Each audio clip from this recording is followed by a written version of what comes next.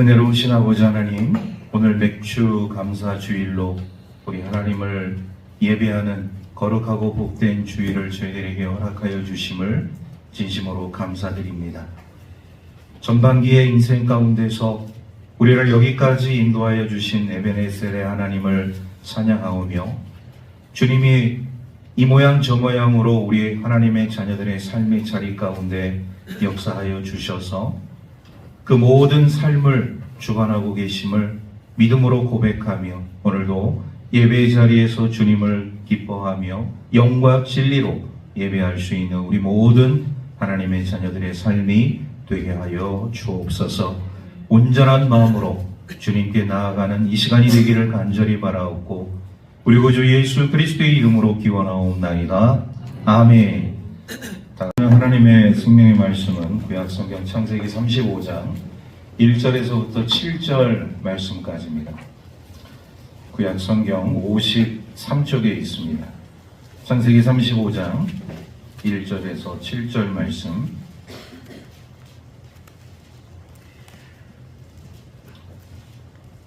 말씀을 공독하겠습니다. 하나님이 야곱에게 이르시되 일어나 베델로 올라가서 거기 거주하며 내가 내 형 에서의 낯을 피하여 도망하던 때에 내게 나타났던 하나님께 거기서 제단을 쌓으라 하신지라. 야곱이 이에 자기 집안 사람과 자기와 함께한 모든 자에게 이르되 너희 중에 있는 이방 신상들을 버리고 자신을 정결하게 하고 너희들의 의복을 바꾸어 입으라. 우리가 일어나 베델로 올라가자. 내 환난 날에 내게 응답하시며 내가 가는 길에서 나와 함께 하신 하나님께 내가 거기서 제단을 쌓으려 하노라 하매, 그들이 자기 손에 있는 모든 이방 신상들과 자기 귀에 있는 귀고리들을 야곱에게 주는지라. 야곱이 그것들을 세겜 근처 상수리 나무 아래에 묻고 그들이 떠났으나 하나님이 그 사면 고을들로 크게 두려워하게 하셨으므로 야곱의 아들들을 추격하는 자가 없었더라. 야곱과 그와 함께한 모든 사람이 가나안 땅 루스 곧 베델에 이르고 그가 거기서 제단을 쌓고 그것을 엘 베델이라 불렀으니 이는 그의 형의 낯을 피할 때 하나님이 거기서 그에게 나타나셨음이더라. 아멘. 쳐서 이 가나안 땅에 이제 들어와서 이 처음으로 이 씨를 뿌리고 그 다음에 농사를 지어서 이제 얻은 그 결실 중에 하나가 보리였어요. 그래서 보리 맥자를 써서 이 보리를 추수하는 그 감사의 마음을 하나님께 올려드렸다 해서 우리 맥주절, 우리 맥주 감사주의를 우리 교단에서는 함께 섬기고 있습니다. 우리 6월달까지의 우리들의 이 삶 가운데 있어서 어떻게 보면 전반기의 삶이 마감이 되어지고 이제 후반기 첫 번째 주일로, 오늘 7월 첫째 주일로 우리 하나님을 우리가 예배하고 섬기게 되어질 때 어떻게 보면 이 맥주 감사주일은 또 하나의 우리 후반기를 준비하고 또 우리의 인생을 도약시킬 수 있는 중요한 전환점이 되어지는 감사 주일인 줄로 믿습니다.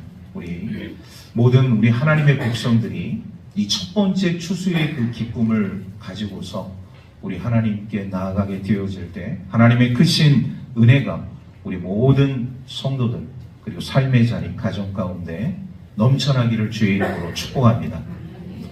우리가 이 베델이라는 그 단어를 우리가 대하게 될 때 야곱도 그렇지만 오늘 우리 그리스도인들의 삶 가운데서도 참 이 가슴이 괜히 먹먹해지는 느낌이 들어요. 특별히 야곱에게 있어서 이 베델은 어떤 곳인가?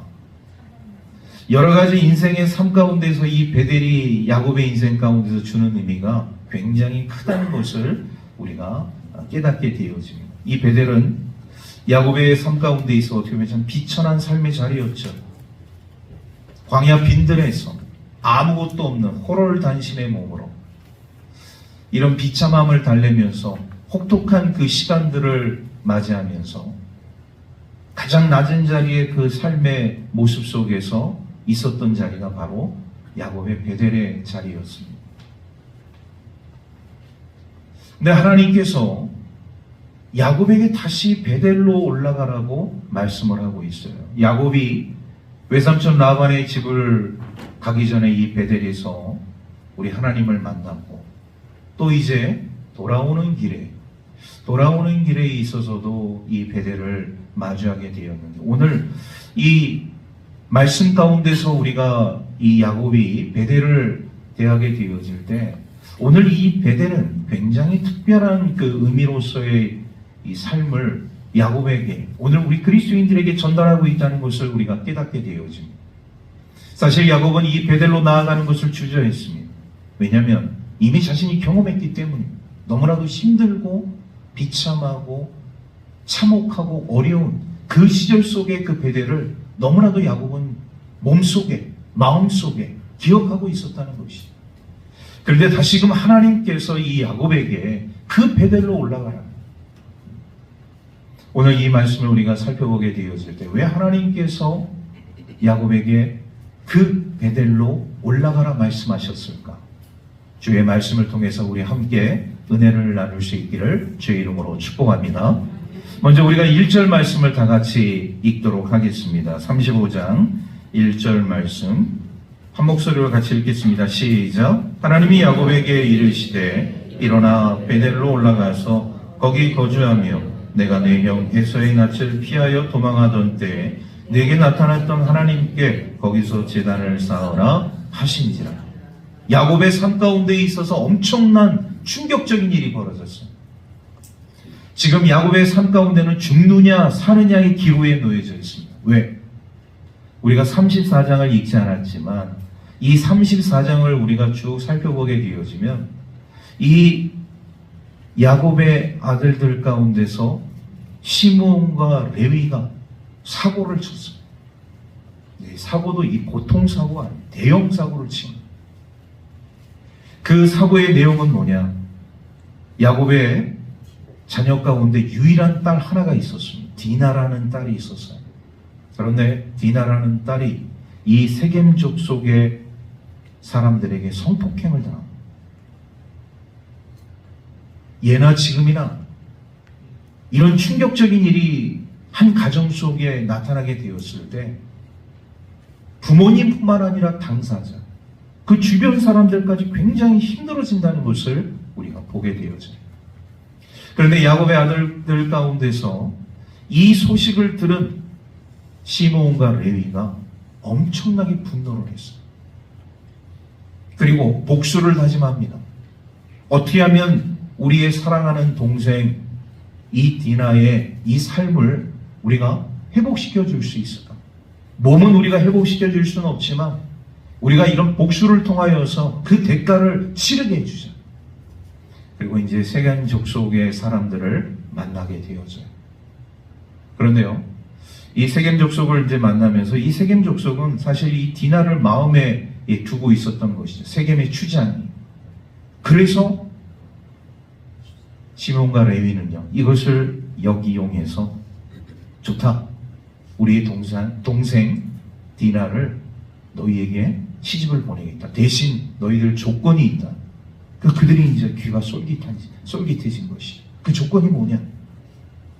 소위 말해서 우리는 하나님의 자녀라는 그런 약속의 표시가 있다.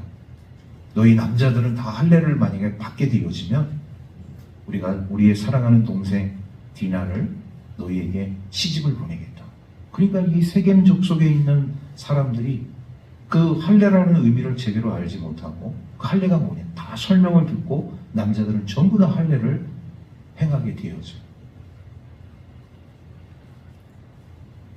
시므온과 레위가 이제 할례를 받은 이 세겜 족속의 남자들, 소위 말해서 3일에서 5일 동안은 그 고통 때문에 아무것도 하지 못하는 이 세겜의 남자들을 학살을 합니다. 이거는 거의 식은 죽 먹기나 마찬가지예요.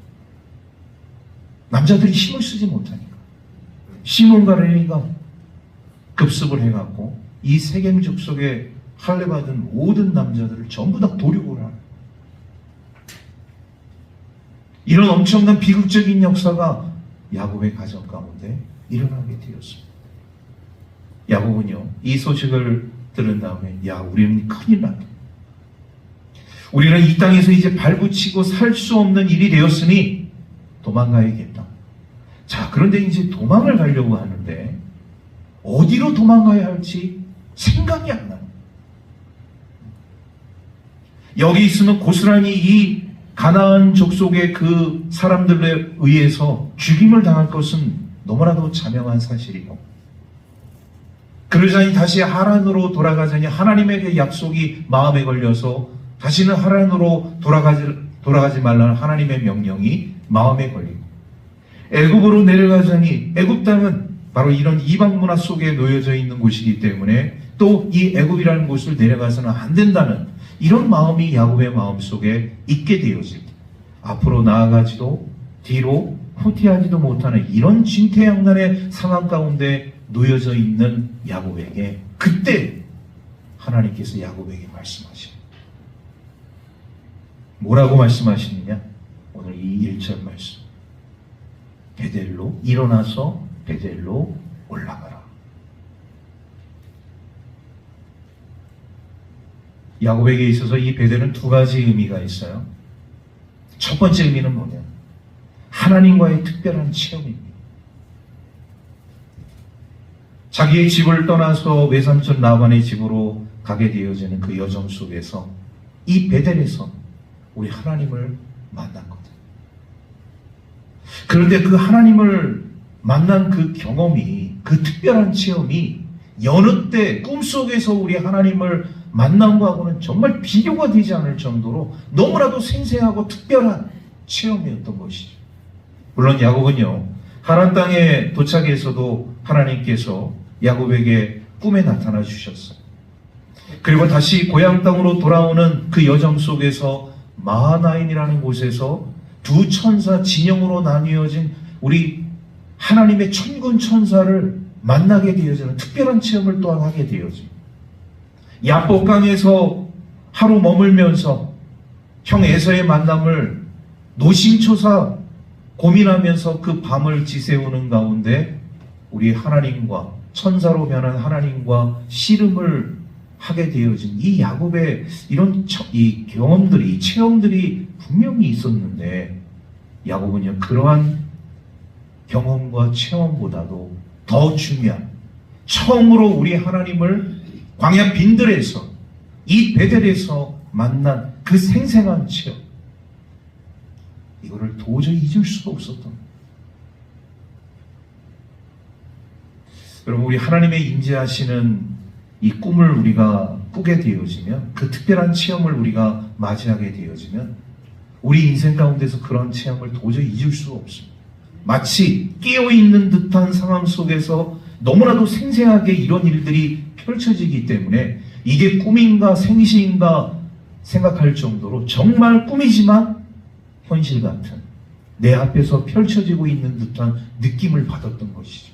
처음으로 야곱이 집을 떠나서 광야에서 우리 하나님께서 야곱을 만나주신 그때였습니다. 우리 믿음의 사람들도요, 신앙생활을 하다가 어느 순간 우리 하나님이 주신 그 은혜를 우리가 경험하게 되어지면 우리가 성령 체험이라는 것을 하게 되어져요. 여러분, 이 성령 체험을 하게 되어질 때 그 감정과 그 상황이 마치 오늘 이 야곱이 처음으로 하나님을 베델에서 만났던 그 경험과 비슷하다는 것이죠. 마치 우리 하나님이 내 앞에 계셔서 나에게 말씀하시는 것처럼, 내 삶의 모든 부분들을 이미 알고 있는 것처럼, 네가 이러한 삶을 살아왔고 어떠한 일들을 해왔고 앞으로 너는 어떠한 삶을 살아가야 할 사람이라는 것을 말씀하셨을 때 마치 내 앞에서 대화하시듯이 이야기하시는 우리 하나님을 대하는 그 순간 우리는 이것을 성령 체험이라고 이야기를 하게 되어집니다. 성령 체험을 하자면 제일 먼저 하는 게 뭐냐? 하나님, 저는 죄인입니다. 죄의 고백입니다. 우리가 하나님의 자녀로서 거듭나는 데 있어 제일 첫 번째 과정이 뭐냐? 하나님 앞에 내가 죄인임을 고백하는 거예요.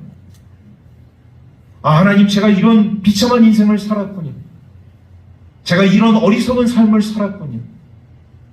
정말 제가 하나님 보시기에 너무나도 부끄러운 삶을 살았군요. 벌레보다도 못한 그런 삶을 제가 살아왔음을 주님께 고백하는 그 과정이 성령 체험의 첫 번째 과정이라는 것입니다.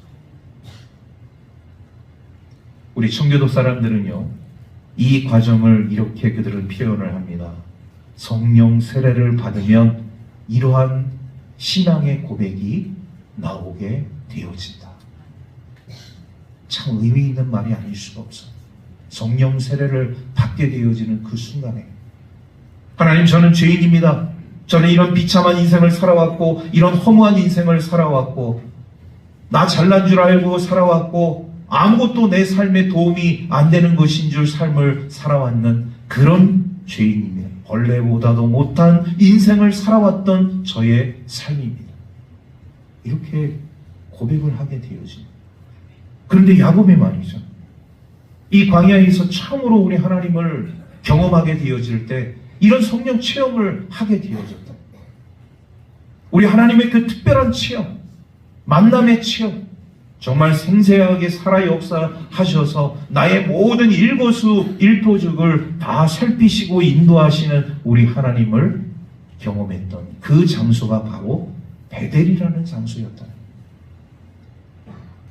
왜 하나님께서 이 베델을 야곱에게 말씀하셨습니까?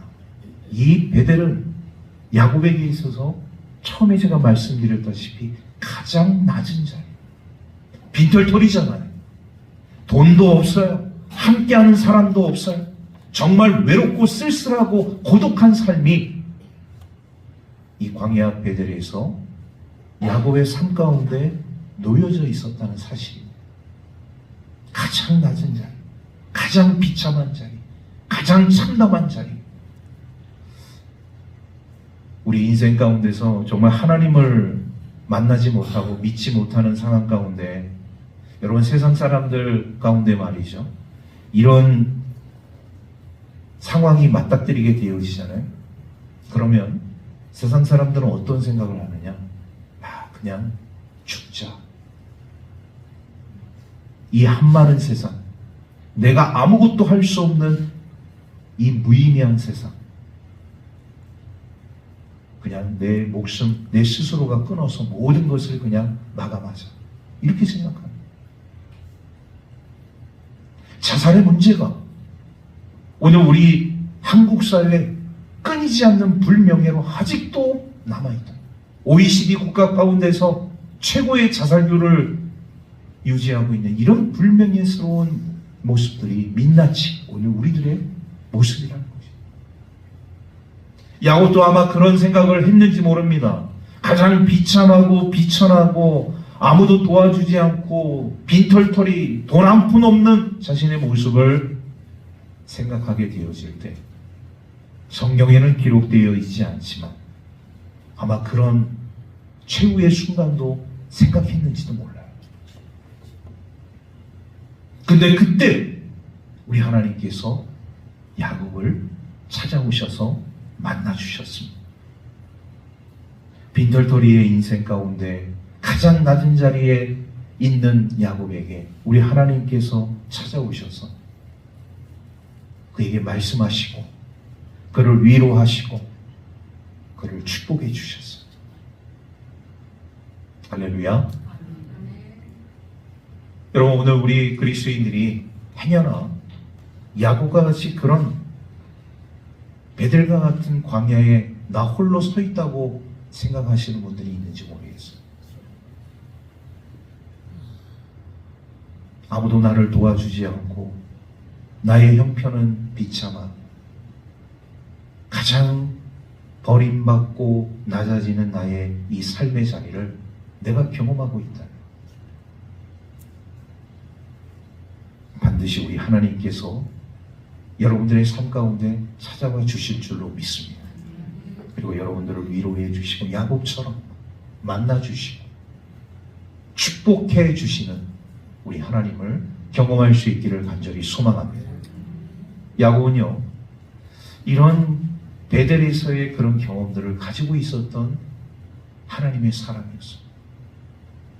그래서 그는요, 이 베델을 결단코 잊을 수가 없었던 것이죠. 내 삶 속에서 살아계신 우리 하나님을 만나고 내가 가장 낮은 자리에서 나를 만나주시고 나를 축복해 주셨던 하나님. 그런데 그 자리가 야곱에게 있어서 너무나도 싫었던 거예요. 왜? 너무나도 힘들고 고통스러운 그런 자리였기 때문에. 다시금 하나님께서 일어나서 너 베델로 올라가라고 말씀하셨을 때 야곱은요, 처음에는 주저있는지 몰라요. 또 그 장소, 내가 또 그 장소로 가야만 하는가? 그런 생각을 했는지 몰라요. 그런데 지금의 야곱의 모습은요, 이전의 야곱의 모습과는 사뭇 다른 그런 모습을 우리가 보게 되어지. 야곱이 결심을 하고 결단을 합니다. 어떤 결심을 하고 어떤 결단을 하는지. 자, 우리 먼저 2절 말씀 우리 한 목소리로 함께 다 같이 읽겠습니다. 시작. 야곱이 이에 자기 집안 사람과 자기와 함께한 모든 자에게 이르되 너희 중에 있는 이방 신상들을 버리고 자신을 정결하게 하고 너희들의 의복을 바꾸어 입으라. 사실 이 2절에 있는 말씀이 야곱이 결단하는 데 있어 굉장히 핵심적인 부분이에요. 세 가지 그 결단을 하게 되어지는데 그 요소 하나하나가 야곱의 삶 가운데 있어 얼마나 중요한지 모릅니다. 먼저 야곱의 결단 가운데 하나는 뭐냐? 이방 신상들을 버리는 것이에요. 할렐루야. 오늘 우리들의 삶 가운데 있어서 여러분 마음의 우상, 혹시라도 우리 하나님 말고 다른 섬기는 우상들이 있으면 다 버릴 수 있기를 주의 이름으로 축복합니다. 어떻게 하나님의 사람의 가정 속에서 이런 이방 신상들이 들끓고 있었는가? 이런 의아심을 가질 정도로 야곱의 가정 가운데 이방 신상들이 너무나도 많았다.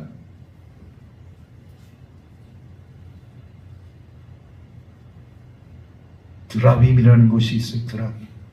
이방 신상을 조그맣게 나무 조각으로, 돌 조각으로 조각을 만들어서 그거를 신주단지 모시듯이 섬기는 거예요. 나중에 그것을 라헬이 버리게 되어집니다. 이 하나님의 약속의 땅으로 오게 되어질 때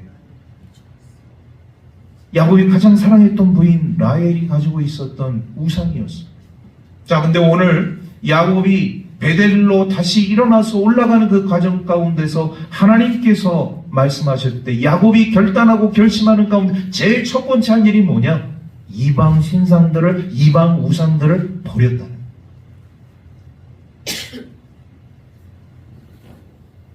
두 번째, 자기를 정결케 했다. 여러분, 오늘 우리 그리스도인들, 우리 하나님께 예배하러 나올 때 우리의 마음을 정결하게, 깨끗하게, 성결하게 해야 할 줄로 믿습니다. 오늘 이 예배하는 이 자리에서 오만 가지 잡상 생각들을 하면 안 돼요. 예배드리는 이 자리에서 하나님께 집중하고 하나님 말씀에 집중하지 않는 다른 모든 생각들이 나를 더럽힐 수 있다는 거예요. 나를 깨끗하게 하지 못할 수 있다는 거예요. 오늘 야곱은 자기의 그 식구들에게, 자녀들에게 이방의 우상들을, 신상들을 다 버리게 한 다음에 우리 스스로 정결케 하자. 우리 스스로 깨끗하게 하자. 우리 스스로 성결하게 하자. 왜 이런 결단을 하게 되었지? 지난날의 삶에서 벗어나고자 하는 야곱의 의지를 우리가 엿볼 수 있습니다. 마지막으로 의복을 바꿔 입으라고 이야기를 하고 있습니다. 여러분, 의복을 바꿔 입는다는 것은 뭐냐? 이것은 상징적인 의미가 있고 새 사람, 새 마음을 갖겠다는 거예요. 오늘 우리 하나님의 자녀들이 그리스도의 새 옷으로 바꿔 입잖아요. 우리의 삶도 이런 세상의 정욕과 탐욕적인 삶에 그대로 노출되어지는 이런 부정한 삶, 더러운 삶을 계속 유지할 수밖에 없다. 야곱은 이 세 가지를 자신과 가족들에게 명령을 하는 것이죠. 이제 하나님 앞에 결단하고 결심하고 나아가는 우리들의 삶 가운데 이 세 가지를 반드시 실행에 옮기죠. 이방 신상들을 버리고 우리 삶을 정결하게 하고 의복을 새로 받고 입는 야곱과 야곱의 가족들의 이 모습을 우리가 바라보면서 이전의 야곱의 모습과는 전혀 다른 모습이라는 것을 우리가 깨닫게 되어집니다. 오늘 우리 그리스도인들의 삶 가운데도 마찬가지. 하나님 앞에 결단하고 결심했잖아요. 내가 하나님의 백성으로서 하나님의 온전한 자녀로서의 삶을 살아가겠다고 우리가 하나님 앞에 약속을 했다면 이방 신상들, 내 보이지 않는 우상들 다 버려야 돼. 항상 우리 하나님 앞에 성결한 나의 모습, 정결한 깨끗한 나의 모습을 우리 하나님 앞에 보이고 의복을 새롭게 받고 입는 것처럼 새 마음으로 하나님의 온전한 자녀로 우리 주님께 다가설 수 있기를 주의 이름으로 축복합니다. 야곱의 이 결심이 얼마나 중요한 결단이요 결심이었는지 몰라요. 그리고 여러분 이제 이 야곱의 그 결단 가운데서 또 중요한 한 가지가 있어요. 우리 4절 말씀 우리 함께 다 같이 읽도록 하겠습니다. 시작. 그들이 자기 손에 있는 모든 이방 신상들과 자기 귀에 있는 귀고리들을 야곱에게 주는지라. 야곱이 그것들을 세겜 근처 상수리 나무 아래에 묻고 5절. 그들이 떠났으나 하나님이 그 사면 고울들로 크게 두려워하게 하셨으므로 야곱의 아들들을 추격하는 자가 없었더라. 아멘. 4절 말씀을 보면 이방 신상들 귀고리는 왜 무엇을 의미하기에 이런 땅에 묻어버리는 것인가 이렇게 생각할 수 있어요. 그런데 그 당시에 이 귀고리는 어떤 의미가 있었느냐? 부적과 같은 의미가 있어요. 부적. 귀신들을 떠나게 하는 이런 의미로서의 부적. 그러니까 이런 귀고리를 귀에 차고 있으면 귀신이 접근하지 못한다. 이런 마음을 가지고 있었던 것. 이런 생각을 가지고 있었다. 다 부지런합니다. 야곱은 이런 이방 신상들, 귀고리들을 다 모아서 상수리 나무 아래에 묻었습니다. 여러분, 이 묻었다는 의미가 중요해요. 우상들을, 이런 부적들을 땅에 묻었다는 것은 그것을 완전히 나의 삶 가운데서, 우리들의 삶 가운데서 제거했다. 야곱의 대단한 결심이요, 야곱의 대단한 결단이었던 것을 우리가 보게 되었습니다. 여러분, 이런 나타나는 결단이 없이는요, 우리는 어떤 일을 잘 행할 수가 없어요. 그런데 야곱은 지난날의 삶에서 보여줬던 것처럼 그런 약속을 번복하거나 그것을 실행에 옮기지 않는 그런 삶이 아니라 몸소 그것을 실천에 옮겼다는, 그러니까 하나님께서 말이죠, 이 야곱의 삶을 이제 보장해 주신, 가나안 족속들이 야곱을 공격하고 침입하지 못하도록 야곱의 삶을 지켜주시고 보호해 주시며, 오히려 이 가나안 사람들이 야곱의 그 삶을 바라보면서 두려워하는 마음을 갖게 되었다. 추격하는 사람이 없어요. 공격하는 사람이 없어요. 왜? 하나님께서 이미 야곱의 삶을 안전한 삶으로 인도해 주셨기 때문에. 이런 결단과 결심을 보이고 있는 하나님의 사람 야곱을 우리 하나님께서 축복해 주시고 있는 모습을 우리가 바라보게 되어집니다. 오늘 이 영광의 회복의 자리에 서 있는 야곱의 삶 가운데 있어서 이 베델이라는 의미를 우리가 다시 한번 생각하게 되어질 때 우리는 두 가지를 생각할 수 있을 것 같아요. 하나는 하나님과의 관계. 우리 한번 다 같이 따라해 보겠습니다. 하나님과의 관계. 하나님과 나와의 관계. 이 관계가 불편한 관계가 되어서는 안 됩니다.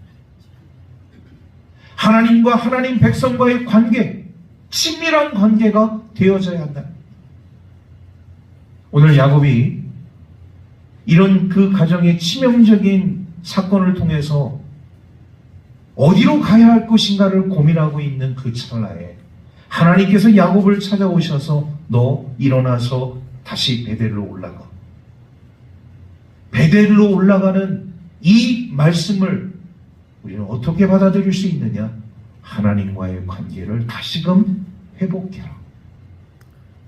영광의 우리 하나님을 만나게 되어질 때 너는 있는 그대로의 모습으로 하나님을 만나라. 이렇게 말씀하시고 있는 모습을 우리가 보게 되어집니다. 여러분, 우리가 하나님 만날 때요, 여러 가지 우리가 많이 생각하는 것들이 있어요. 그런데 우리 하나님이 원하시는 만남이 있어요. 그거는 뭐냐? 있는 그대로의 모습. 뭐 가식적이고 포장하고 뭐 어떻게 우리를 포장해서 내세우는 그런 삶이 아니라 있는 모습 그대로의 삶, 있는 그대로의 나의 모습. 어떻게 보면 정말 우리의 민낯을, 우리의 벌거벗은 모습 그대로 우리 하나님 앞에 다가서기를 원하시는 우리 주님의 모습을 우리가 보게 되어집니다. 이 하나님과의 관계, 우리가 영광의 삶으로 나아가는 데 있어서, 영광의 삶을 회복하는 데 있어서 중요한 것은 하나님과의 관계를 회복하는 삶이 되어져야 한다. 이것이 꼭 우리 그리스도인들의 삶 가운데 있어야 한다. 두 번째는 뭐냐? 가장 낮은 자의 모습으로.